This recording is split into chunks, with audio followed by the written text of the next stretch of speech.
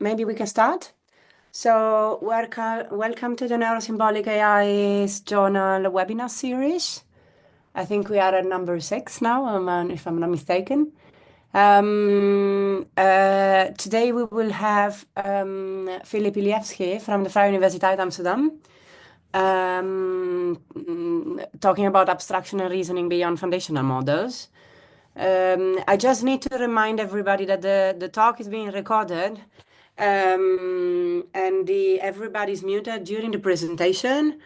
After the presentation, we will have a QA session where you can either ask your question on the chat or unmute yourself and ask your question. The recording will go on YouTube, so you can find you can already find the former presentations, the former webinars. Just a couple of more words on Philip's, and then I will give it to you. Maybe in the meantime, you might want to share your screen and set up your slides. Filip is an assistant professor at the Vrije Universiteit Amsterdam. He's been working with the University of Southern California in the Information Science Institute in the past, and is now working on the combination of learning and reasoning, so neurosymbolic combination to build human-centric AI systems that are able to use common sense knowledge. So I will leave it to you, Filip, and I'll mute myself. Okay, great. Thank you, Ilaria, for the introduction, and thank you to all for attending. I hope you will enjoy the session, and I look forward to the discussion at the end of the talk. So this talk is about, and it's a reflection on abstraction and reasoning beyond foundation models. So I'll talk about I'll try to cover some of the studies that we've done on this topic, on studying abstraction and reasoning with foundation model, and talk about in which ways we would ideally have to go beyond and how that could be done. To start with, when we think about AI, so when we talk about AI in the future, already for years we have quite exciting prospects, and there is, as a society, in fact, we have pretty high ambitions. So we want AI to navigate complex information for us. We want AI to help us with our household tasks, to help us physically navigate the world, or help us come up with ideas and brainstorm. And this is AI in 2050, but in some sense, it seems like some of these has already been coming close. So if we go to ChatGPT and we ask all kind of questions. For example, once I was asking it, can you explain photosynthesis to a football player? Then it gives an amazing answer. So it says, well, imagine it as your team's offense strategy, and then it goes into breaking it down, and it explains the relation to sunlight and to water and all of this in sports terms. So it sounds like it gives this illusion of possibly understanding things. On the other hand, the same model, we often ask it other questions, which we think are probably of a similar difficulty, and then we get answers that we cannot make sense of. So here is one example with GPT-4. So we ask it, okay, there was Mabel and all kind of things happened. So her heart rate was this and so on. And then she died at 11 p.m. Was she alive at noon? Now, GPT-4, if you ask a human this, a human would say, well, yeah, of course. Of course she was alive at noon because she died 11 hours later. But if we ask GPT, it goes into all of this extensive analysis that I would say no human would ever do, and ends up with some very nuanced explanation of, well, medical information is really complex and there are all kind of factors. So it's really kind of disappointing. Now, how can we actually make sense of these two seemingly contradicting findings? So we see that, statement that we have been hearing over and over in in AI is AI lacks common sense. And this statement here we see Oren Etzioni in February 2020. 3 years later, so after GPT-3 and so on, we have Jan LeCun also making a similar claim. And of course, people like Gary Marcus and others have been making this claim kind of all throughout time. But what is really the meaning of this common sense? So common sense can be defined as the common knowledge about the world that's possessed by every school child and the methods for making obvious inferences from this knowledge. This is one definition by Ernst Davis. I picked this one because it has these two components of pointing to some kind of assumed body of knowledge that allows us to navigate the world. And we do that by making various inferences based on this knowledge. Now, in practice, common sense and common sense reasoning, for example, people tend to mean also various things still within this definition. However, the most common dimensions and the ones that Gary Marcus and Ernst Davis emphasized in Rebooting AI in the book are the aspects of space, reasoning about time, and reasoning about causality.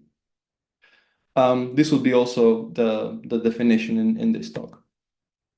Now, what can we actually do with this common sense? So with this common sense reasoning. So let's take a story. So we can, as people, we sort of understand this story quite directly. So we have a story of Emily who really wanted to learn guitar, to pass a marathon. So she really was working very hard, and it was not easy. She pushed through a lot of pain, and then ultimately she succeeded. So this is a prototypical story of the kind of no pain, no gain. So we have a person, they struggle really hard to achieve a certain goal, and then eventually they succeed. Now, let's consider these other two stories. So we have one about Jacob. So Jacob is another person. And Jacob and Emily don't have a lot in common. So Jacob knew that mastering a guitar takes a lot of time, and then there were a lot of sore fingers and frustrating practices. But ultimately, he really was very determined to push through, and then ultimately he wins some competition. And then we have another story about Emily, who also loves training for marathons, but unfortunately she couldn't find friends, and then eventually she gives up. Kind of sad story in the end. So if we ask which of the stories on the right are similar to the story on the left, the answer could be, in fact, it depends. So if we go in terms of surface similarity, we can say, well, look, the red story, the one below, has a lot of similarities on the surface to the one on the left. So they both talk about training, about Emily, about marathon. So there is a lot that we can connect these stories to based on the surface similarity, based on the entities, based on the actions that are being described. But if we look at the causal sequence, at the structure of the story, they ultimately give a different story. So in one of them, we have a story of success by pushing very hard. On the other one, we have a story of failure because of, no support from friends and so on. On the other hand, if we look at the story on the top, so we have Jacob, which has no surface similarity to Emily. So it's different people, different domains. But we could map these stories if we look at their higher order causal structure. So if we look at both of these stories, we can say, they are stories about this no pain, no gain kind of archetype. They're both about somebody that trains or works very hard to achieve something, like crossing the line or mastering guitar. And this very hard work ultimately causes them to claim or win something. And this is an archetype that we could also instantiate in, a very large number of other stories if desired. Now, I picked this example because I think it illustrates the kind of abstraction and reasoning that we do as people. So if I take these two stories, I could translate them into some kind of abstract representation. So I would say, well, one is about Emily training a marathon and she claiming a medal by crossing the finish line, and the other one is about Jacob and guitar and winning stuff. So we can extract these relations by the means of abstraction. So what is abstraction? Well, abstraction would be generalizing concrete instances into some abstract schema. Once we have done that, then we can move on to the next step and look into how we can decide whether these two stories are analogical, whether they have this higher order similarity.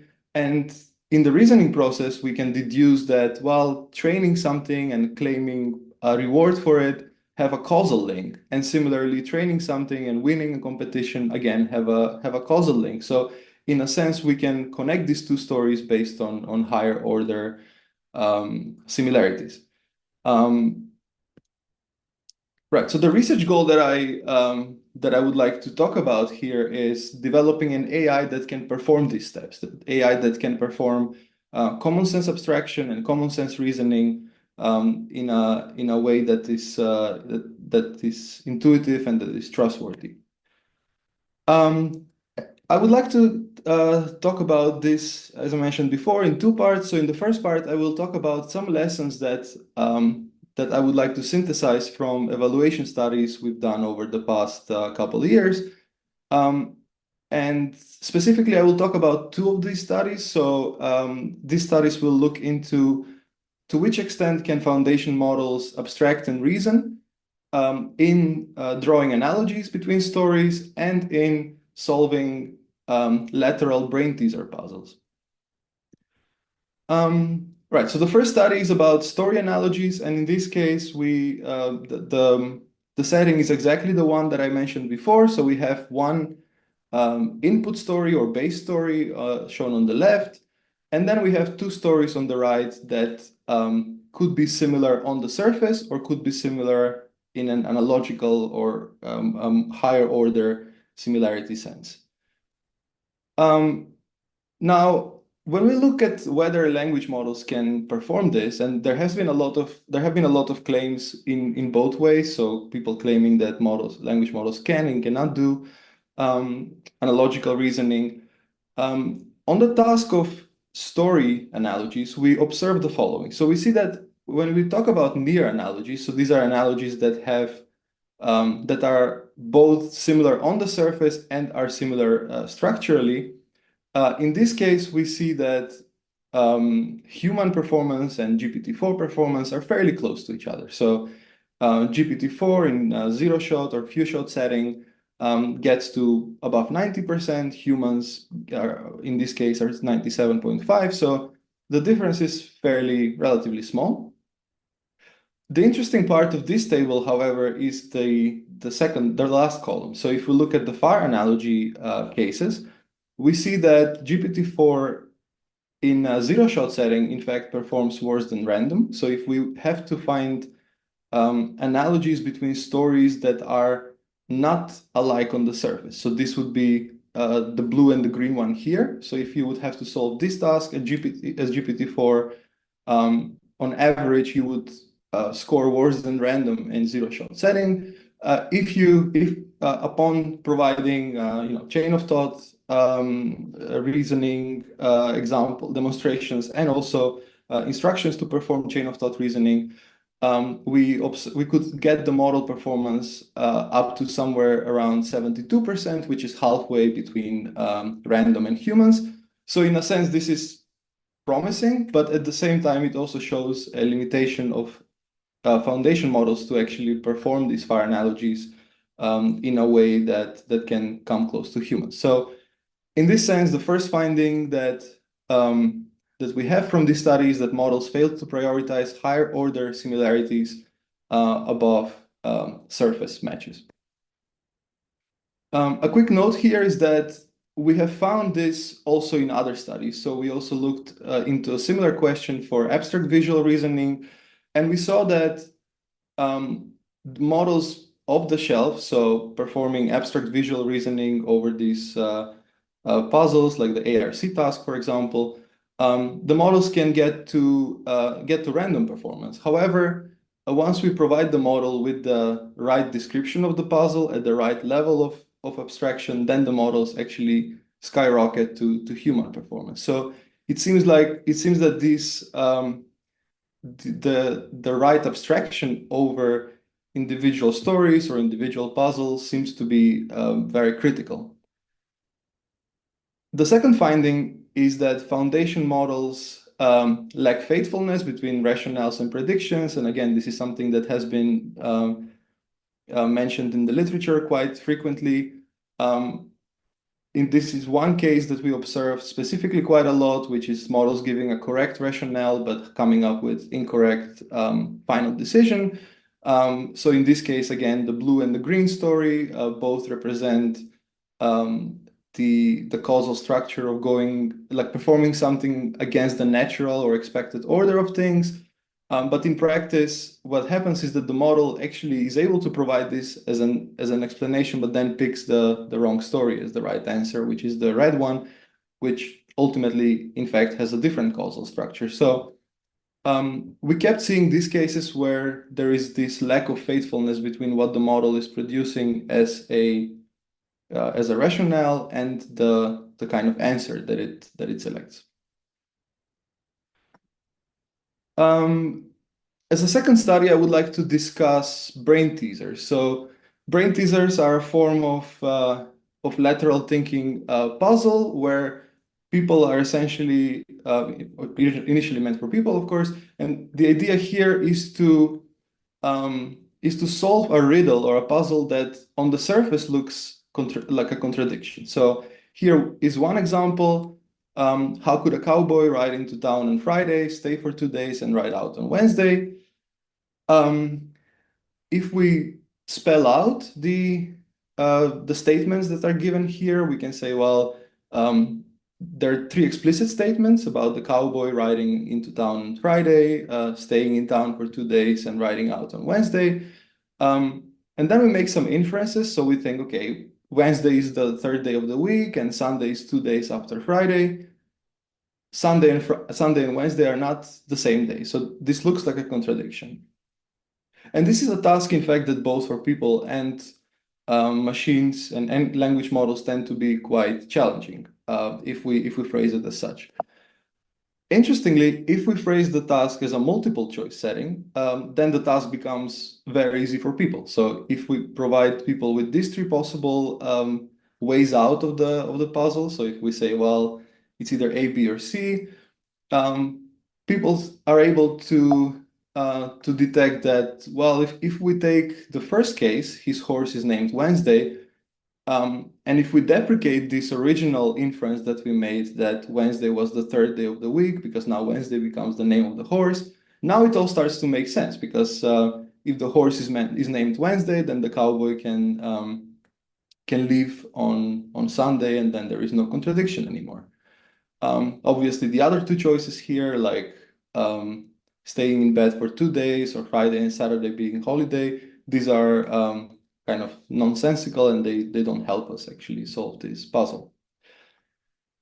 Now, how do language models do on this? Well, one thing we notice is that they use knowledge incorrectly or inconsistently in a sense.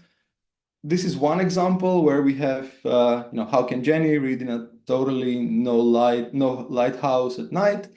The language model says it was daytime. I mean, this can't really be the case because the prompt already says at night. And the ground truth answer is the book is in Braille. So again, maybe this is difficult in an open-ended setting, but people tend to excel on this task once we get the candidate answers provided. Another finding is that language models tend to make errors because of spurious correlations. So this is, again, something that has been observed over the last years in other tasks as well, but it's also very relevant for tasks relating to abstraction and reasoning. So this is one example where we see that these are actually 2 examples, and we see that in both cases, language models tend to provide an answer that is based on association. So we see that, daytimes, and here there is something about night, nothing about braille or book. So the models tend to work quite often based on these correlations. Now, what we also did here is we looked into robustness. So we saw that, well, to some extent, models could solve these puzzles, but of course, these puzzles we downloaded from the web. So it could be that they have been part of the corpus, or it could be that the models have somehow memorized the answers, or maybe they were just lucky. So to test the robustness, to see how much can the models really reason over these sort of puzzles, we developed 3 versions of each puzzle. So one is the original one is a slightly rewritten version of the same puzzle, which we call semantic reconstruction, and one is this context reconstruction, which essentially transfers the same puzzle into a new domain that requires exactly the same kind of reasoning, the same reasoning chain. So instead of the cowboy and the horse, here we have a pilot and taking off in LA. And again, there is the trick is in the double meaning of these days. Interestingly, if we look at how the models do here, so ChatGPT again performs somewhere halfway between humans, and so random would be around 30% here, 33%. On the original puzzles, interestingly, if we provide 3 variants of the same puzzle, of the kind I showed in the previous slide, the model performance goes down by quite a bit. So we go from 61% to 40%, whereas human performance, of course, stays quite on the same level. So in this case, we measure the group accuracy. So this would be the accuracy of solving all 3 of the puzzles correctly.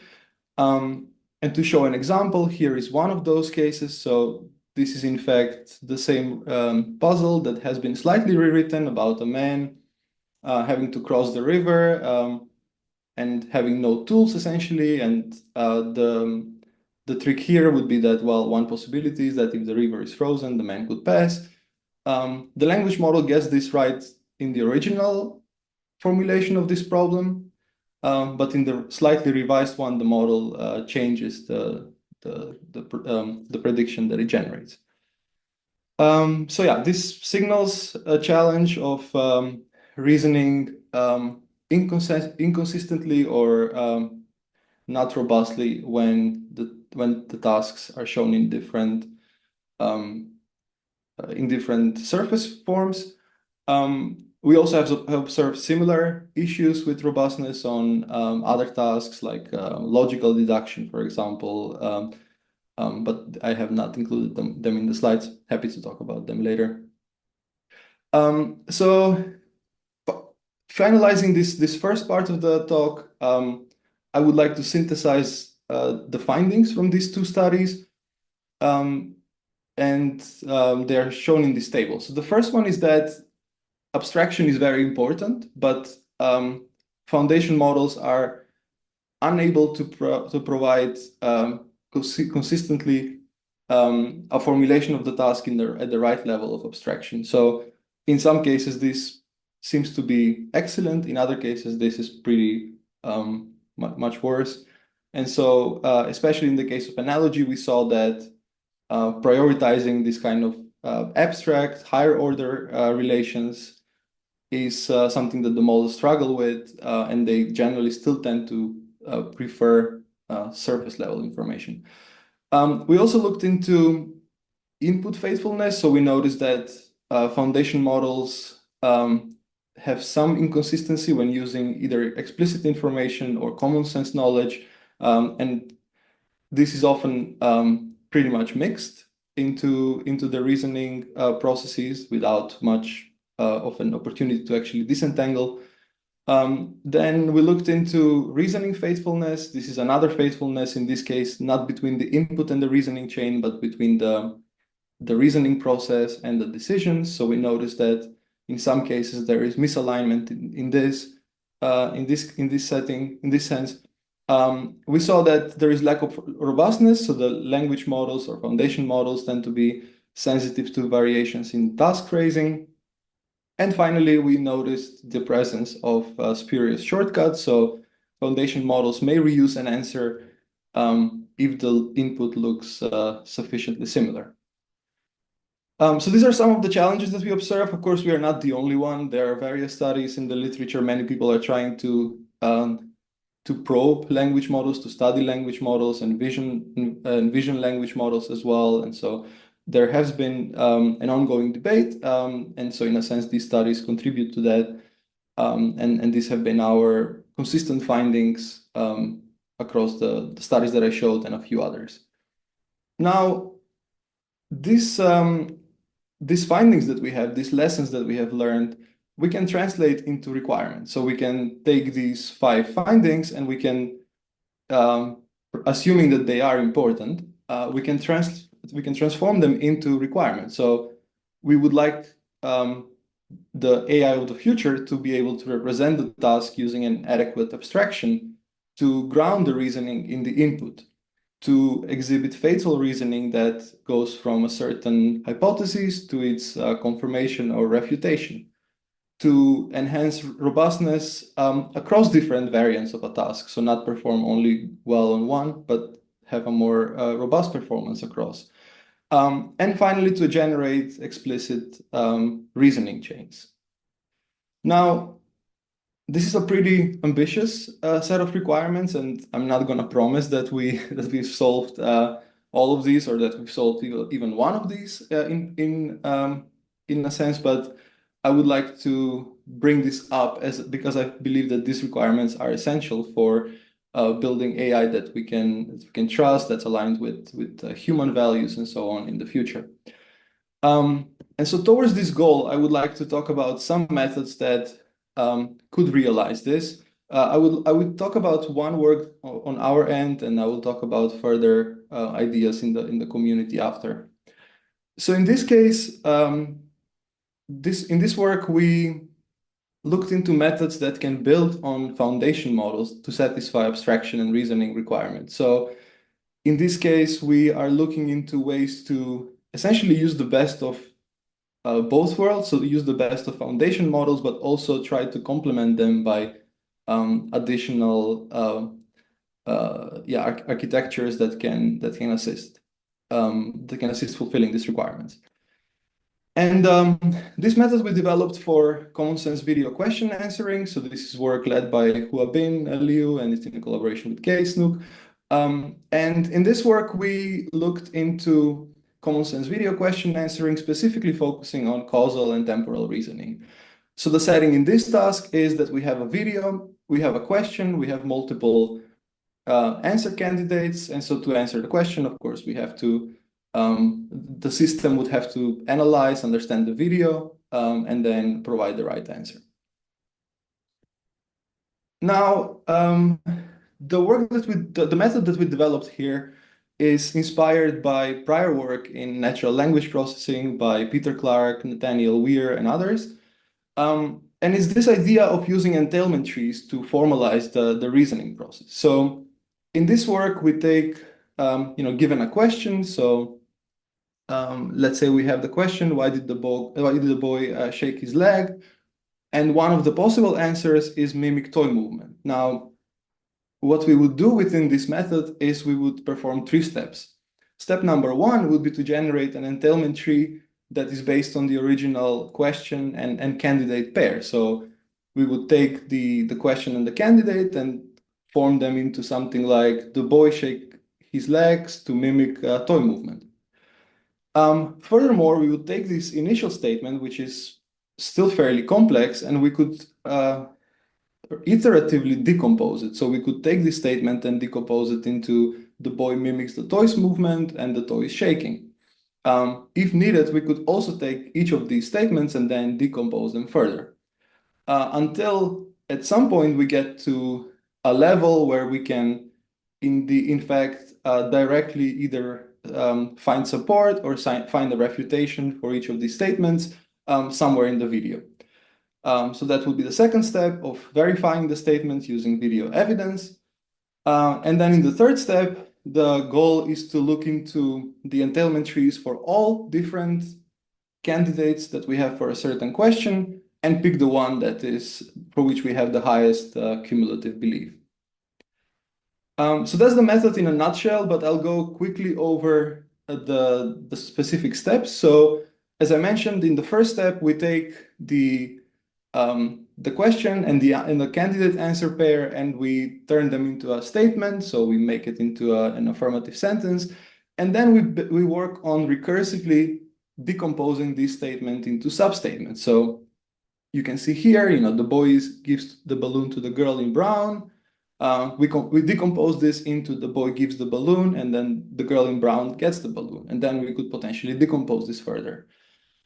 The way in which we do this is by using LLM prompting. And why we do that? Well, because this is essentially a linguistic task. So we have a certain question candidate pair. We could solely focusing on the textual modality, we could go into decomposing this pretty safely. And by doing so, we are addressing requirement 5, which is essentially the entailment trees give us a way to have explicit reasoning chain.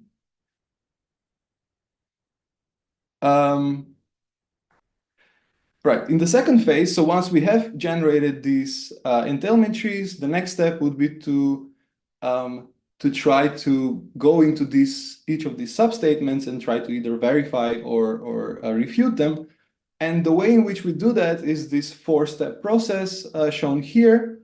So essentially, we first caption each of the frames by having by conditioning that on the fact that's given in the question. So that means that we take each of the frames in the video, and then we provide a caption for it while conditioning it on the fact that is already given as an anchor in the question. By that, I mean, in this case, we know that the boy took the balloon, right? So we see this fact in the question. So now with the captioner, we try to provide a description of each of the frames that is aware of this fact in the question. And we do that because this gives us a form of an adequate abstraction in natural language in this case, and it's adequate because it is aligned with what the question would be asking for. For this step, we use a visual language model because this is naturally a task that tries to provide a caption for a frame, and it could use prior knowledge as a way to steer it. As a follow-up step, we look into retrieving the anchor frame. So again, we already have the fact from the question. So now we take this fact from the question and we try to find the frame in the video that this fact is referring to. And why do we do this? Because actually in the next step of grounding, we would like to decide where in the video we should actually look for the evidence. So we do this by using these connector words in the question. For example, after or before or during tell us that the fact that we are looking for, the missing information that is one of the candidate answers, is somewhere relative to the anchor frame that we already have located. So this could be before, could be after, could be during. And with this grounding step, we essentially, as shown here on the figure, we locate this evidence chunk of frames that we can look into further in the next steps. To do this, we use a language model, a large language model, because we already have the description, like the caption of each of the frames. And we have, in fact, we use a language model because, in fact, we want to extract words like after and before and during, so words that indicate certain relative timing in the video. And finally, in the next step, in the prover, we put all of this together. So the prover is the one that ultimately connects the reasoning, the entailment tree that we created initially on the left side, and the evidence part of the video that we want to look at to look for whether we can prove or disprove this evidence. And then the prover ultimately gives us a certain belief score. So this is based on a VLM, and so the vision language model will look into comparing the evidence that we have from the video, so the specific subset, and the potential statement that we have in the entailment tree, and it would provide a belief score. By doing so, this enables us to have grounding of the reasoning into the video input. So this was one of the requirements that we have of connecting the reasoning into the input of the task. And finally, once we have all of these belief values, so in this way we connect each of the sub-statements to parts of the video, and we generate all of these decimal numbers. The final step is to look at all of the entailment trees for each of the candidate answers and just pick the one that cumulatively has the highest belief score. So in this way, we have a way to address reasoning faithfulness. So we have a way to provide an explanation of a sort that says, well, the model believes that this candidate answer is accurate, or the most accurate, because here are the supporting substatements, and this is how each of them has been validated or found evidence for in the video. Now, this method seems to be, in our experiments, turned out to be very effective. So it brings accuracy improvement across various kinds of questions and across various models for video and image-based reasoning. And in addition, as I mentioned, that robustness is one of the requirements.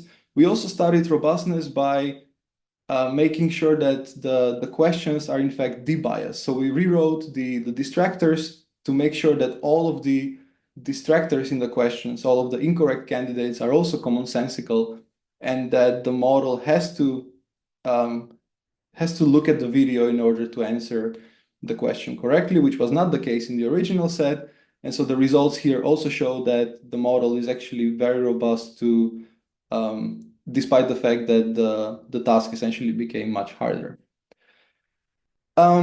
Just to look back on this method in line of the earlier findings and requirements. So the method provides a question-aware captioning method component that produces a video description. So this is addressing the abstraction challenge. To address the input unfaithfulness or lack of faithfulness towards the input, we make sure that we have a way to select the part of the video and ground to part of the video in line with the question and also in line with the entailment tree. We also have a way to address reasoning faithfulness by iteratively expanding a statement into substatements. So this is within the entailment tree. As I mentioned, we address robustness by having higher robustness on the bias data. And then finally, we address the spurious shortcuts by providing an explicit path for reasoning from hypothesis to a conclusion. All right, so I would like to end with a couple concluding remarks and a vision for where could we go forward.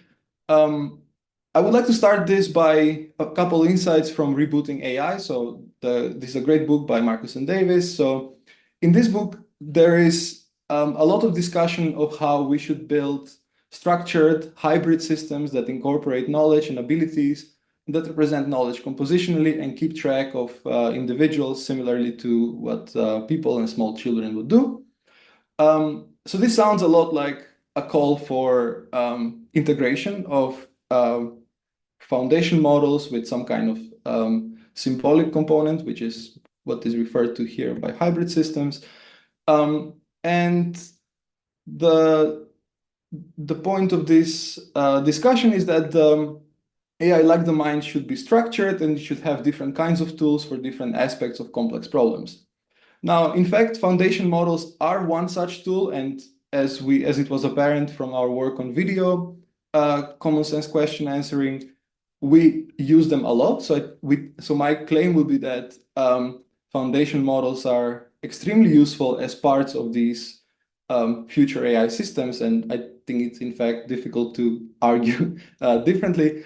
So they're very useful for things like linguistic transformation, summarization, and generating plausible distractors.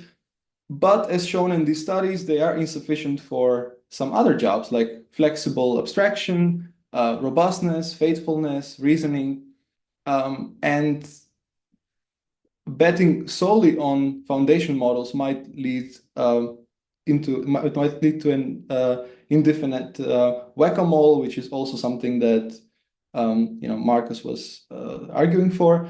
Now, what else is there beyond foundation models? Well, in our recent work, we have tried to map different families of AI methods. So, of course, there are foundation models, mostly based on statistical learning, but there are other families like case-to-case methods and analytical or symbolic AI methods.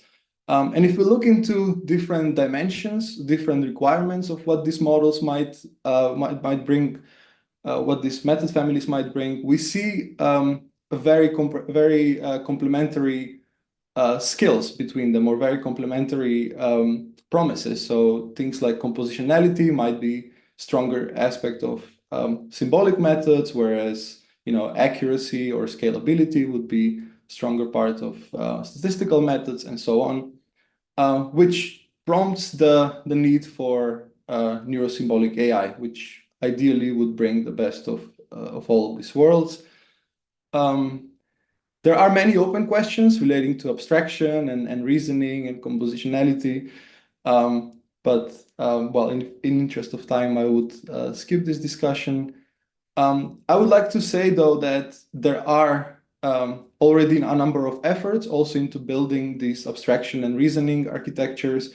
And here are three that I singled out. So the companion cognitive architecture that mostly focuses on, or at least initially focused on, analogical tasks, the LLM modulo framework from the planning community, and then also this from cognitive science, this work on schema grounding.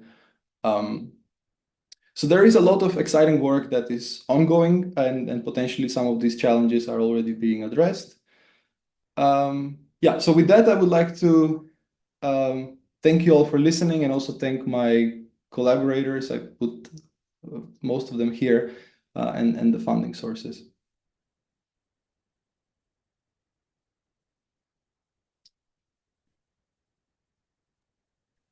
Thank you so much, Philip. This was really, really interesting. We'll now open, we have a bit less than 15 minutes for questions. I will leave, I will let people, I will let the audience unmute themselves if they want to ask questions. There's a few questions about getting the slides or the papers, but I guess this will be distributed by the YouTube channel as well. So if you remember that the recording will be posted on the webinar, the Neurosymbolic Journal webinar YouTube channel. So you can probably fetch the slides from there.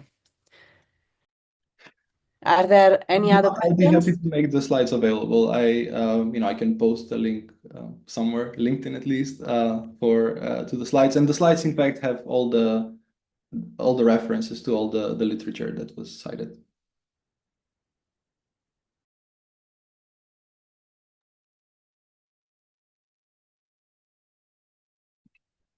Hi, Philip. Thanks for the talk. So I just start the discussion. I got a few technical questions, because I think what you presented is really nice, and there are lots of results. But on slide 9 and 10, you measured this surface similarity and the relational similarity. How did you extract, or how did you calculate those similarities? By hand or by human experts, or is there any like formal definition and implementation available?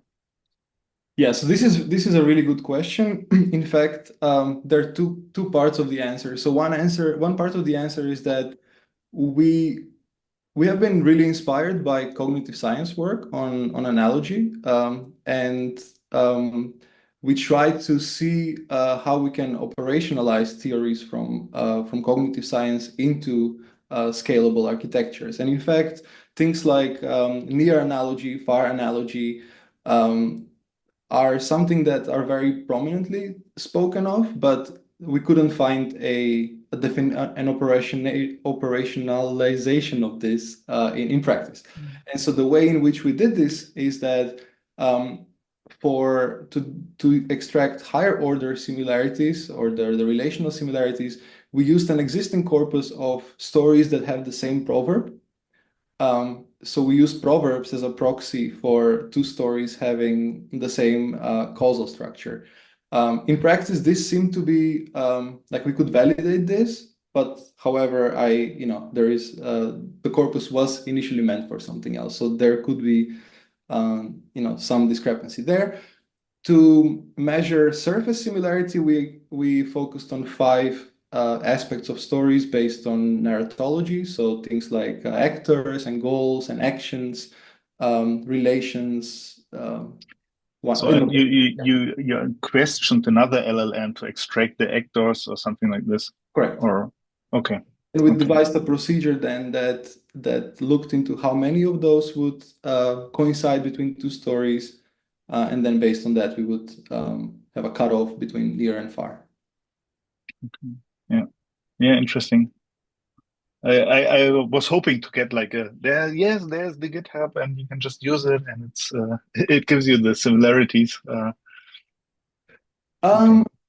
We definitely have that somewhere. I don't know if it's exactly on GitHub, like that specific output, but we definitely have computed those similarities. So I'm happy to provide them if that helps your work. Yeah, definitely. Just looking into the technologies that you use there. Yeah. And the same holds for the extraction of predicates on slide 12, I think. You showed some like logical predicates and the text next to it. And I was wondering, how did you extract the logic from the text? Right. Yeah. So this has been, so we have part of this from that previous step that we discussed. So the information extracted from with the models about what is explicitly mentioned in the stories. But some of this is also made prettier for the slide. So we don't really have logical statements for the whole data. So that would be very nice, but it's not something that we currently have. Okay. Yeah. Thanks. Anyway, and I'll definitely look in the papers. Yeah, thanks. Yeah, you're welcome. Thanks for the nice question. We are in fact working on methods that should simulate pretty much exactly what I showed on the slide, but we don't have the paper on that ready yet.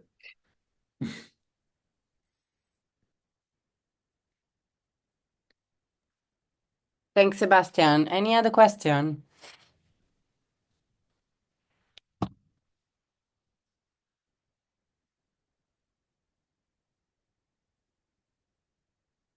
Maybe I will just conclude with one then. So I was recently in a school on also on neurosymbolic topics, and then one thing that kept coming back was this idea that the next big step is about combining common sense with embodiment and multimodality. So these 3 key aspects. I mean, it was a research school, so it was organized around this. And I was wondering, what do we need to do to make your systems being able to maybe adapt to multimodal data, even though I guess you already use part of the multimodal data, and also embodied agents, so that might operate real time and might have to reason fast enough. Yeah, so in fact, multimodality is quite incorporated. I think that's already like the system that I showed today is multimodal right away, right out of the shelf. In terms of making it embodied, so that brings various challenges, of course. the system that we developed is in fact more or less comparable to off-the-shelf models. So we use more, we have more calls and we do more extensive reasoning. So it's of course a little bit more expensive, but I think the computational expense would not be necessarily the bottleneck. From what we've done a little bit of work on embodied and simulated sort of environments, and from what I know, I think there is a lot of other complexities that arise, like sensors and gap between simulation and reality, like how do you Reality gaps. develop something? Yeah, that's indeed satisfactory for reality. But even, well, if we talk about like application in real robots, then I guess even things like hardware, bottlenecks would be relevant. Yeah, okay. Yeah, that makes sense. Thanks. There's also a question by Olga in the chat asking about whether you could comment a bit on the ability of foundational model to perform deductive reasoning, which I also had indeed. So you mentioned this during the talk, and then Yeah, thanks for the question, Olga. So I see Fabian Hope is actually in the audience. So this is his work primarily, and we did it together. But in fact, this is essentially his core line of research. So in a quick summary, and Fabian, feel free to jump in. What we observed is that when we studied the robustness of deductive reasoning of these models in the face of adversarial noise and in the face of counterfactual noise, we observed that the models tend to, especially on counterfactual noise and counterfactual perturbations, the models tend to have quite a strong decrease in performance. And that was quite consistently across the 7 models we tried, so both large and small and open source, closed source models. We noticed that, so we were hoping that auto-formalization, which is this method which I guess many in the audience are familiar with, so this idea of using a language models to formalize a reasoning and then running that reasoning chain directly in a solver. When we were hoping that would be the version of the language models that remains the most stable in the face of these perturbations and in these adversarial and counterfactual tests. However, what we observed was pretty much the opposite. So at least for adversarial noise, these auto-formalization methods suffered right away a pretty high drop. And then when we would add counterfactual noise, that would also lead to declines. So these declines we're talking about is essentially up to 20% of accuracy just by introducing a single not, for example, just a single negation or so.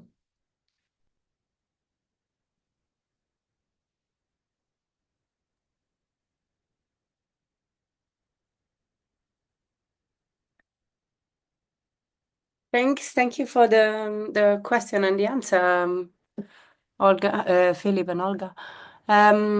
Is there any? I'm going to go. So it's 5 minutes to 4 for 4 o'clock. Sorry, for the European Amsterdam-based people. I'm going to ask one last time if there's any other last question. Otherwise, we'll close. We'll thank the audience and the speaker. Okay, there's one from Irfan asking about commenting on global decision making and recursive statement decomposition from language models using prompts and calculation of score criteria. Yes, so one thing that I didn't discuss there is the fact that these trees that we create are not with fixed length. So at each step, we actually have to make a decision whether we keep expanding a statement or not. And that is always based on a comparison between the parent statement and the two child statements. So if the parent statement gives us a higher verification score than the child statements, then we don't expand the tree anymore. Otherwise, we keep expanding. When we come to computing the final score, this is a function of all the individual belief scores, and then it's normalized to account for this diversity in terms of the length of the depth of the tree. I think, yeah, so in terms of used prompts, I will just direct you to the paper for this. So we included the actual prompts in the appendix, and if that's not the case, also let me know and we can provide. Thank you for the nice questions. I guess we. Yeah, I guess if there's no more questions, we'll close the talk. Filip, thank you very much. And let me remind everybody there will be another webinar at the beginning of March. We'll send out the abstracts and titles soon. So make sure you register for that one as well. We're going to talk about hybrid intelligence, and I know that because I will be speaking. So I hope to see you there, and thanks everybody for coming. Thank you.